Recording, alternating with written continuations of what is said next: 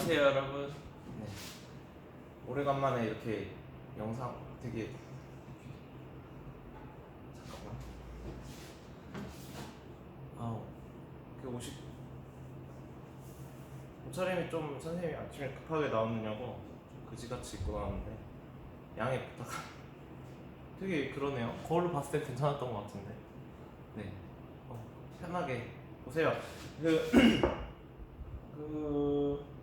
원래 이제 이 오늘 새로운 단원을 나가는 파트고, 선생님이 요거를 이제 다른 반에서는 교실 수업으로 짜놓은 부분이에요. 근데 이제 이거를 5반만 이제 온라인 수업으로 하게 됐고, 그래서 약간 뭔가 조금 어색하거나 그럴 수 있어. 아니면 수업이 좀 일찍 끝날 수도 있고, 원래는 필기하는 시간도 좀 선생님이 고려를 해서 수업을 짜놓은 거라서 일찍 끝나면 여러분들이 좋아하려나? 네. 아무튼 그렇게 길지 않을 걸로 선생님이 예상이 되니까 여러분들도 뭐 한 20분, 30분 수업 딱 듣고 필기 할 거 딱 하고 나머지 시간은 좀 쉬는 걸로 그렇게 합시다. 아시겠죠? 그냥 할 때 하고 놀 때 놀고 이렇게 하는 걸로 해야 되더라고. 선생님이 1학기를 온라인 클래스를 해보니까 굳이 선생님이 그렇게 40분, 50분 다 수업을 할 필요가 없는 것 같아요. 여러분들이 막 돌려보거나 그런 것도 가능하기 때문에 열심히 할 사람들은, 그리고 선생님이 여러분들 필기하는 시간도 안 기다려줘도 되고 이러니까 네, 오늘도 길지 않을 거니까 열심히 딱 집중해서 들어봅시다. 그래서 단원 소개를 좀 하고요. 9단원 첫 시간이니까 9단원이요. 교과서 있죠. 교과서 286쪽을 피면 됩니다. 286쪽. 지금 학교 소독한다 그래가지고 선생님 다른 반에 와서 지금 286쪽 피시고, 여기도 되게 잘 지워지네. 큰일이네. 네, 286쪽 9단원이고요. 당연히 기말고사 범위에 들어가고 그렇습니다. 오늘 한 가지 정도 배우도록 할게요. 두 가지. 그래서 보면 8단원에 기억이 날지 모르겠지만 약간 환경하고 뭐 생태계 뭐 이런 얘기 나왔었어요. 그래서 생태계는 환경하고 생물로 이루어져 있죠. 그래서 우리가 생태계를 지키고 싶으면 환경도 지켜야 되고요, 생물도 지켜야 됩니다. 네, 그런 얘기를 했었는데 이제 마무리가 약간 이렇게 돼요. 화석연료, 석유, 석탄을 너무 많이 써가지고 이제 생태계가 좀 위험해지고 있다, 뭔가 대책이 필요하다라는 거죠. 환경을 살리려면, 생물들을 살리려면 에너지를 안 쓰면 돼요. 발전소를 안 돌리면 돼요. 우리가 핸드폰 안 하고 TV 안 보고 컴퓨터 안 하고 그러면 돼요. 근데 또 인간이는 이기적인 이유로다가 그러고 살고 싶지 않잖아. 핸드폰 쓰고 싶잖아요. 그죠? 그리고 컴퓨터도 쓰고 싶고 편리하게 살고 싶잖아요. 인간이 에너지를 써야 된다, 발전소를 돌릴 거라고. 근데 좀 어떻게 이렇게 방법이 없을까라는 거죠. 환경도 보존하고 싶고 에너지도 쓰고 싶고. 사실 이제 인간이 두 마리 토끼를 다 잡고 싶은 건데, 인간 입장에서. 그래서 어떻게 할 수 있을까예요. 그래서 어떤 것들이 나오냐면, 먼저 우리가 지금 전기 에너지를 만드는 원리에 대해서 먼저 알아볼 거예요. 그래야지 우리가 어떤 대책을 세울 수 있을 것 같아서. 발전 원리죠. 전기를 만드는 원리. 오늘 이거 하나만 배울 겁니다. 그리고 그 다음으로 전기를 만들면요, 전기를 만드는 것과 전기를 쓰는 곳이 따로 있어요. 따로 있다고. 그래서 만드는 데서 쓰는 데까지 올 때 뭘로 연결이 돼 있겠어요? 당연히 전선으로 연결이 돼 있는데, 이 전선에서 쓰지도 못하고 날아가는 에너지가 되게 많아요. 한 100 정도를 에너지를 만든다 그러면 이렇게 오면서 날아가는 에너지가 한 60 정도 돼요. 그러니까 굉장히 이제 비효율적인, 어떻게 보면 그 정도밖에 안 돼라고 할 수 있지만, 그 정도도 굉장히 많이 올려놓은 거예요. 원래는 더 적었어. 아무튼 그 과정에 대해서도 좀 알아볼 거예요. 그러면 우리가 에너지를 어떻게 좀 효율적으로 쓸 수 있지 않을까, 그 전선에서 날아가는 에너지를 좀 줄일 수 있지 않을까, 그런 얘기. 그리고 에너지를 우리가 만드는 것도 만드는 건데, 태양 에너지라는 것도 있지 않나요? 뭐 이렇게 생각해 볼 수가 있어요. 지금도 태양으로부터 굉장히 많은 에너지가 지구로 쏟아지고 있어요. 이걸로만 우리가 먹고 살 수도 있어. 전기 에너지 안 만들어도 돼. 근데 그거 우리가 이렇게 모아서 어떻게 바꿔서 쓰는 요걸 못해서 그렇지. 요거 태양 에너지에 대해서 좀 알아볼 거고. 그리고 여러 가지 이제 자연을 해치지 않는 석탄, 석유를 떼지 않는 그런 발전 방법에 대해서도 좀 얘기를 해볼 겁니다. 오늘은 전기를 만들어내는 원리에 대해서만 좀 얘기를 할게요. 그래서 옛날에 뭐라고 그러더라? Once upon a time? 네. 옛날에 이런 아저씨가 살았어. 그렇게 N자 탈모가 죽었어. 그 덴마크 사람이고요. 웨르스테드라고 하는 아저씨예요. 보통 선생님도 웨르스테드는 많이 들어봤는데 이렇게 플레임으로는 처음 찾아봤다는 거. 덴마크는 요즘에 있어요. 잘 보이나? 얘가 독일이고요. 독일이고 스웨덴이고 독일이랑 스웨덴 사이에 여기 조그맣게 있어요. 조그맣게? 우리나라보다 클 것 같은데. 덴마크가 여기 있는데 뭐 여기 살았대요. 이 아저씨. 되게 똑똑한 사람이고 언제 사람이냐면 1777년부터 1851년까지 살았다 그러니까 우리나라로 따지면 정조요. 정조. 조선시대 정조 때 사람이고 덴마크 총리까지 했던 되게 굉장히 유능한 사람. 넘어갑시다. 이 아저씨가 한 실험을 얘기하기 전에 그 옛날에 잠깐 여기 보세요. 그 옛날에는 지금도 그렇지만 이 학문이라는 게 공부 교과가 나눠져 있죠. 국어가 국문학 따로 있고 영어 따로, 영문학 따로 있고 뭐 과학 따로 있고 음악 따로 있고 체육학 따로 있고 이렇게 나눠져 있잖아요. 그죠? 나눠져 있어요. 그 시절에는 여기 보세요. 전기학이라고 하는 거랑 자기학이라고 하는 게 나눠져 있었어요. 그래서 전기학은 전류, 뭐 건전지, 전기장, 잘 보이나요? 이런 것과 관련된 학문이고 어떻게 하면 전기를 더 많이 흘려줄 수 있을까 이런 걸 공부하는 학문이었죠. 어떻게 하면 뭐 전기를 여기서 여기로 보낼 수 이런 거요. 그다음 자기학은 뭘 것 같아요? 자기장과 관련된 얘기예요. 자석, 이거 쓰는 거 아닙니다.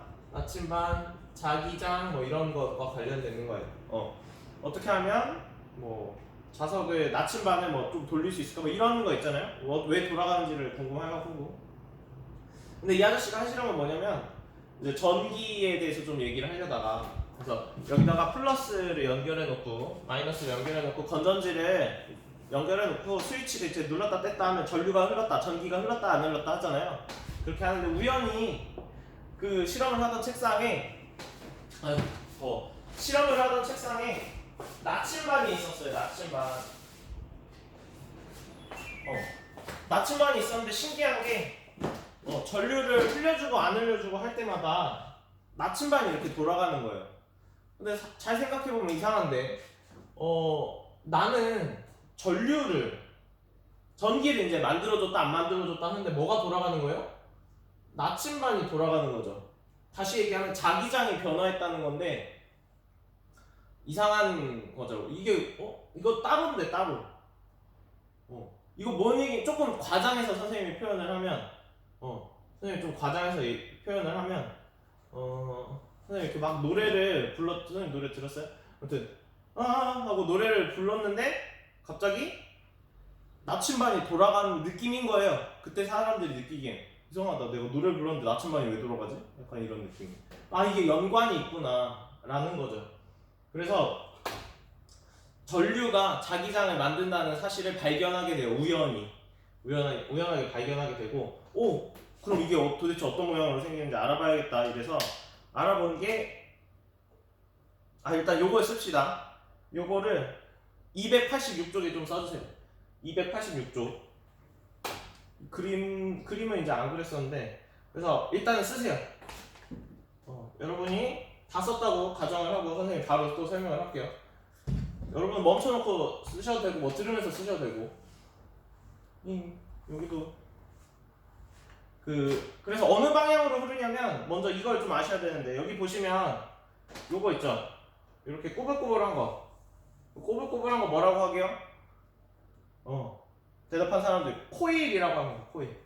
이거 전선이에요. 전선. 코일이라고도 하고요. 솔레노이드라고도 하고 또 뭐라고도 해요? 그냥 전선 감아놓은 거라고도 해요. 그렇게 잘 안 부르지만 전선 감아놓은 거예요. 그냥 전선이고 전기줄이고 전기줄 이렇게 감아놓은 거예요, 똘똘. 그래서 이때 자기장이 어느 방향으로 생기냐면요, 오른손으로 우리가 따져볼 수 있는데, 전선을 이렇게 감아놓으면 뭐라 그래? 감아놓으면 전류의 방향, 전기가 흐르는 방향이 이렇게 넘어가는 방향이 되던지, 이 네 손가락의 방향이 전류가 되는 거예요. 넘어가던지 아니면 넘어오던지가 돼요. 그럼 이때 엄지가 가리키는 방향이에요. 엄지가 가리키는 방향이 N극이 됩니다. N극이 돼요. 실제로 자기장이 이렇게 만들어지기 때문에 이렇게 전류가 흐를 때, 전기가 흐를 때 여기다가 클립을 갖다 놓으면 붙어요. 이 코일, 이 전선 쪽으로 이렇게 옮겨온다고. 이게 전자석이죠, 전자석. 전기로 자석을 만드는 거. 그래서 왜 고물상 같은 데 가면 이제 고철들, 쓰레기 중에서 철만 분리해야 되잖아요. 그럼 이제 되게 시끄러운 기계 있어요. 그래서 기중기 같은 거, 전자석 기중기. 그래서 해가지고 이렇게 해서 전기를 이렇게 흘려주면 자석이 되는 거죠, 그 순간. 그럼 이렇게 들면 이렇게 철만 달라붙죠. 철만 달라붙어.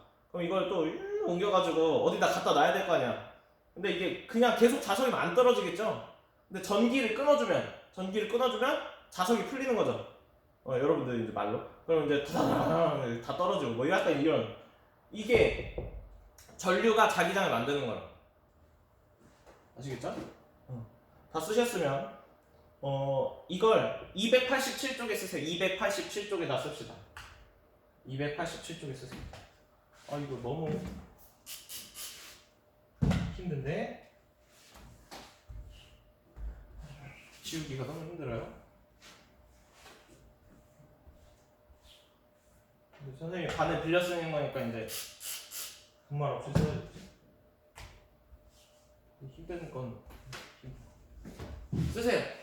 전자기 유도. 우리는 이걸 이용해서, 이 현상을 이용해서 전기를 만들어요. 전자기 유도. 몇 쪽에 쓰래요? 287쪽에 쓰세요. 그래서 언제 전기가 생기냐면요, 그 코일 있죠, 코일을 통과하는 자기장이 변할 때 전류가 흘러요. 전기가 생겨요. 그래서 유도 전류는 코일을 통과하는 자기장이 빨리 변할수록 많이 생깁니다.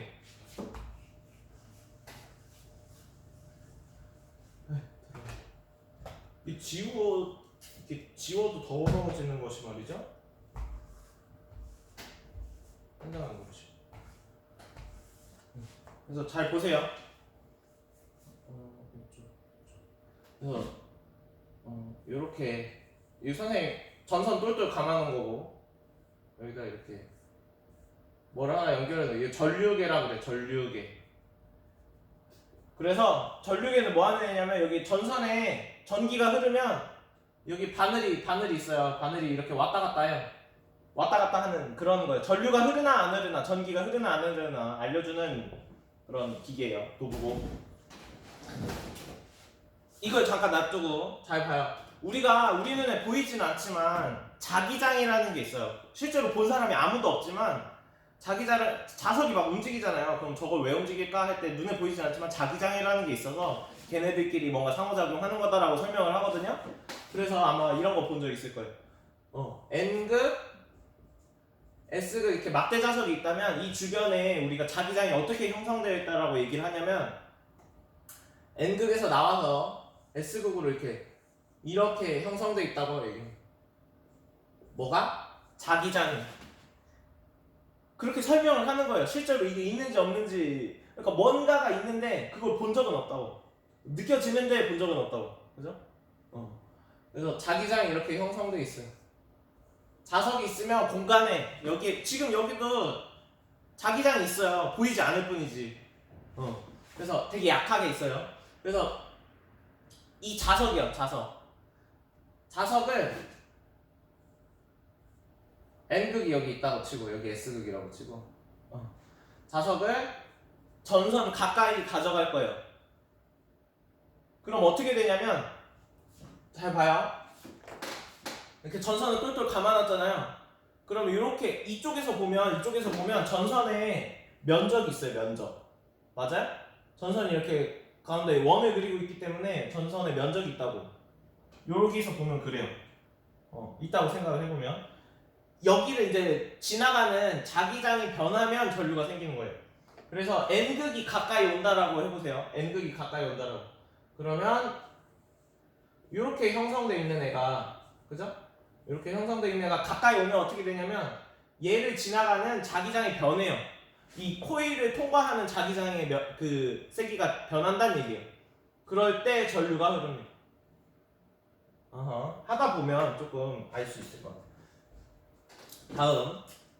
그래서 우리 1학년 수준에서는 도대체 이게 얼마만큼 생기냐, 그러면 뭐 얼마만큼 생기냐 이런 건 얘기 안 하고요. 어느 방향으로 생기는지만 알면 돼요. 어느 방향으로만. 그래서 쓰세요. 287쪽에 한 번 더 씁시다. 유도전류의 방향은 외부 자기장의 변화를 방해하는 방향으로 발생합니다. 여기 이제 뭔 소린지 말로 하면 좀 어려운데 그림으로 하면 조금 쉽게 이해할 수 있을 거예요. 썼죠? 보세요. 이게 솔레노이드예요. 솔레노이드인데 말을 하고 있죠. 약간 이렇게 인격이 있는 것처럼 한 건데, 이 전선은요, 코일은 내 주변에서 자기장이 막 바뀌는 걸 되게 싫어해요. 그냥 이렇게 정신사나워하고 정신사나워하지 않고 아무튼 자기장이 안 변했으면 좋겠는 거예요. 근데 위에서 자석이 이렇게 내려오잖아요. 자석이 가까이 가.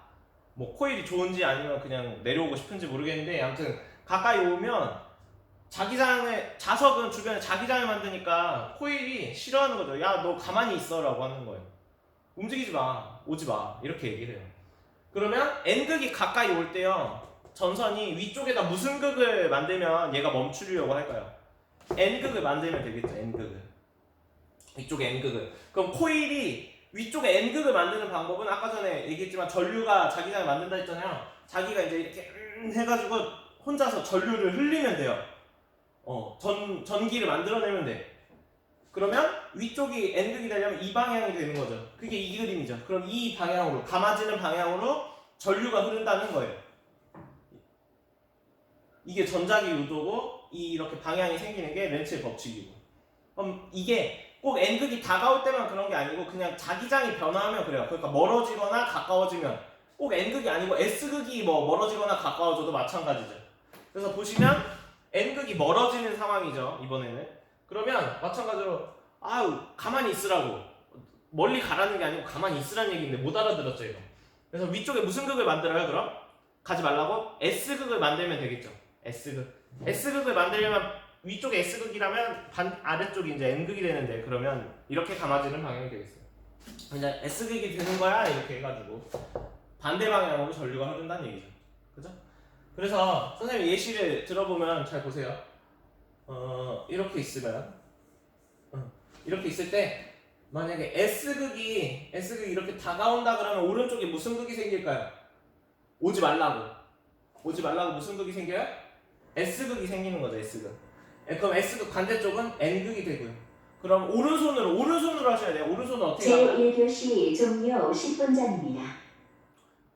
10분 안에 수능 방송이. 그 오른손으로 감았을 때 N극에 엄지가 가면 맞아요. 그럼 이 방향으로 유도전류가 흐른다는 얘기입니다. 한 번만 더. 그러면 반대쪽에서 N극이 멀어져 볼까요? 이렇게. 그러면은 왼쪽에, 이 코일 왼쪽에 무슨 극이 생겨요? N극이 멀어지니까 가지 말라고, 움직이지 말라고 S극이 생기고 이렇게. 그러면 오른손으로 돌려주면 이렇게 되겠죠. 넘어오는 방향이 되겠네요. 오케이? 이런 식으로 이제 전류가 흐른다라는 얘기입니다. 그래서 선생님이 원래 교실에 있었으면 그 실험 기구를 하나 가져왔을 텐데, 이렇게 돌리면, 그래서 결국에는 어떻게 전기를 만들어낼 수 있냐면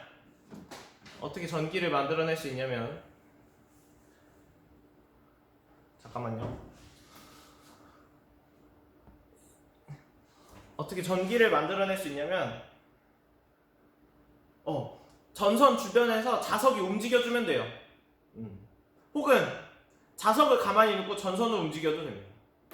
어쨌거나 이 전선을 통과하는 자기장이 변하기만 하면 되는 거라서 그때 전기가 만들어져요. 그래서 우리가 발전기는 보통 어떤 형식이냐면 자석을 두고 전선을 막 돌리는 구조든지 전선을 가만히 두고 자석을 막 돌리는 구조가 돼요. 그래서 지금 이거는 어떤 구조야? 자석을 가만히 두고 전선을 돌려주는 구조죠. 책에 있는 구조는. 그래서 책을 좀 같이 읽어볼게요. 선생님이 읽을게요. 같이 따라 읽으세요. 287쪽으로 오셔서 같이 읽어보겠습니다. 책 읽어요. 책 보세요. 코일 주위에서 자석을 움직일 때와 같이 코일의 내부를 통과하는 자기장의 세기가 변하면 코일에 전류가 유도되어서 흐르는데 이러한 현상을 전자기 유도라고 한다. 전자기 유도에서 발생하는 전류는 자기장의 변화를 방해하는 방향으로 흐른다. 코일에 자석을 넣을 때와 뺄 때 전류의 방향이 반대가 되는 것은 이 때문이다. 렌츠의 법칙 때문이라고요. 자석을 빨리 움직이거나 더 강한 자석을 사용하면 더 큰 전류가 흐르는데 이는 자기장의 변화가 빠르고 크거나 클수록 더 강한 유도 전류가 흐르기 때문이다 라고 되어 있습니다. 그리고 그 아래 오셔서 발전기 봅시다. 발전기는 전자기 유도 현상을 이용하여 전기를 생산하는 장치다. 그림 9-2와 같이 자석 사이에서 코일을 회전시키면 코일면이 자기장과 이루는 각도가 0도에서 90도까지 회전할 때 자기장이 수직으로 통과하는 코일면의 면적이 증가하고 90도에서 180도까지 회전할 때는 자기장이 수직으로 통과하는 코일면의 면적이 감소한다. 이와 같이 자기장이 수직으로 통과하는 코일면의 면적이 변할 때에도 코일 내부에 자기장이 변할 때와 마찬가지로 전자기 유도 현상이 일어나서 코일에 유도 전류가 흐른다라는 거. 그래서 스스로 확인하기 1번으로 오세요. 그 아래 코일 내부를 통과할 때 자기장의 세기가 변할 때 코일에 유도 전류가 흐르는 현상을 전자기 유도 현상이라고 하죠. 전자기 유도 현상. 전자기 유도 현상. 넘어갑시다. 290쪽으로 오세요. 290쪽. 290쪽 왼쪽에다 이걸 씁시다. 지금 쓸게요. 바로 쓰세요. 그래서 돌려주면 된다고. 전선을 돌리든 자석을 돌리든. 그럼 돌릴 수 있게 구조를 만들어 놓은 걸 터빈이라고 해요. 터빈이라고 하는데 터빈을 누가 돌릴 거냐죠. 터빈을 수증기가 돌리면 증기 터빈 방식인 거고요. 가스가 돌리면 가스 터빈 방식인 거예요. 그래서 보기 있는 거 써보시고 같이 읽어보겠습니다. 여러분들이 집에서 소리내서 읽으면 훨씬 더 공부하는 효과가 좋아요. 뭐 집에 어머니가 듣고 여러분을 이상하게 쳐다보는 게 아니라면 한번 읽어보세요. 같이 선생님이랑 읽으면 되니까. 원래는 이제 선생님이 여러 번 시켰을 텐데 같이 해보겠습니다. 뭐 아파. 쓰는 거는 뭐 멈춰놓고 쓰시던지 하시고. 290쪽. 발전기는 역학적 에너지를 전기 에너지로 전환하는 장치이다. 발전기를 회전시키려면 에너지를 계속 공급해야 하는데 이 에너지를 공급하는 방법에 따라서 화력발전, 핵발전 등으로 구분한다. 화력발전은 석탄, 석유, 가스와 같은 여러분들 다 쓰고 읽으세요. 아시겠죠? 멈춰놓고 다 쓰고 읽어요. 화력발전은 석탄, 석유와 같은 화석연료를 태울 때 발생하는 열에너지를 이용하여 전기에너지를 생산하는 발전 방식이다. 터빈에 연결된 발전기가 회전하면 전자기 유도 현상에 의해 전기에너지가 만들어진다. 화력발전은 터빈을 돌리는 방식에 따라서 증기터빈 방식, 가스터빈 방식 이 둘을 결합한 복합 방식으로 나뉜다. 증기터빈 방식은 연료를 태워서 물을 끓이고 이때 발생하는 고온 고압의 수증기로 터빈을 돌려서 전기를 생산한다. 발전 용량이 커서 고온의 수증기를 냉각하는데 많은 물이 필요합니다. 우리나라에서는 화력발전에서 생산하는 전기에너지의 3분의 2 정도가 증기터빈 방식으로 생산되고 있으며 많은 냉각수가 필요하고 수입한 석탄을 주로 사용하기 때문에 화력발전소는 주로 바닷가에 분포하고 있습니다.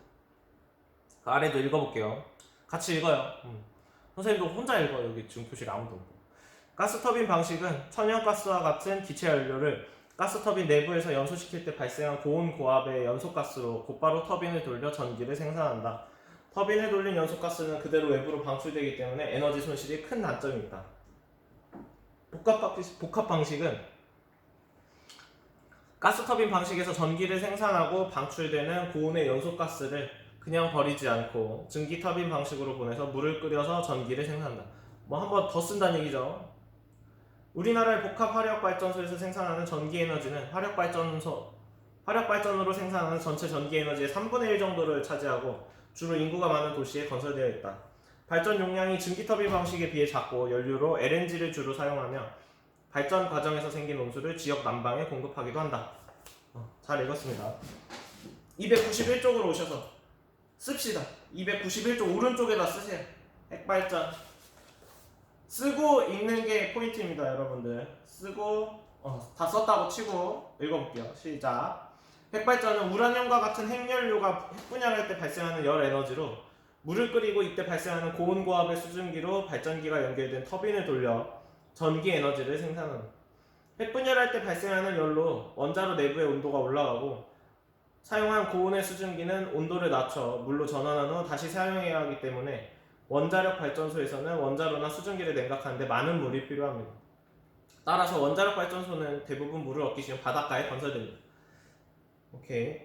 291쪽 스스로 확인하기 1번으로 오세요. 여기까지 하고 마칠 겁니다. 스스로 확인하기 1번. 화력발전에서 일어나는 에너지 전환 과정을 순서대로 나열해보자. 화력발전. 맨 처음에 어떤 에너지, 뭘 써요? 연료로. 화석연료를 쓰죠. 화석연료가 가진 에너지가 뭐예요? 화학에너지죠. 화학에너지. 화학에너지를 태워요. 그럼 어떤 에너지가 나와? 열에너지. 열에너지로 이제 이거를 뭘 하죠? 추울 때 이렇게 따뜻하게 있는 건가? 그건 아니죠. 터빈을 돌릴 거죠. 열에너지 누가 돌려줘요? 뭐 수증기가 돌려주면 수증기 터빈, 역학적 에너지, 운동을 만들어주는 거잖아. 운동과 관련된 에너지, 역학적 에너지고. 역학적 에너지를 뭘 만들어줘요? 전선을 막 돌려. 그럼 뭐가 만들어져요? 전기 에너지. 이렇게 되겠죠. 에너지 전환 과정이. 그죠? 요거 쓰시면 되고. 원자력 발전소가 주로 바닷가에 건설되는 까닭은 무엇인가? 왜 그래요? 많은 물이 필요하다고요. 많은 냉각수가 필요하다고. 네. 그래서 오늘 수업은 여기까지 하겠습니다. 고생하셨고 여러분들 쓰고 읽고 해야 과학도 할 수 있어요. 그죠?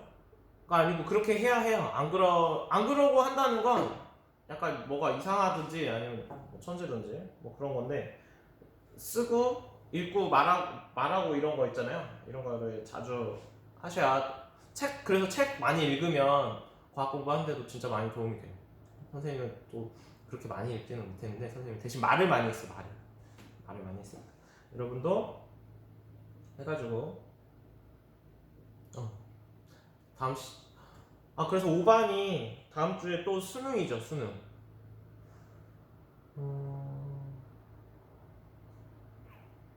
그래가지고 5반도 수업을 선생님이 찍어서 올릴 테니까 듣고 오라 그러면 너무 서운하려나? 1시간 더 하는 것 같아서 목요일날? 고민을 좀 해볼게요. 근데 진도가 늦어져서 그래요. 선생님이 일단은 만약에 선생님이 따로 연락이 없으면 그냥 우리는 그냥 학교에서 더 하나보다 이렇게 생각하시면 되고 그렇게 생각하시면 돼요. 고생했습니다.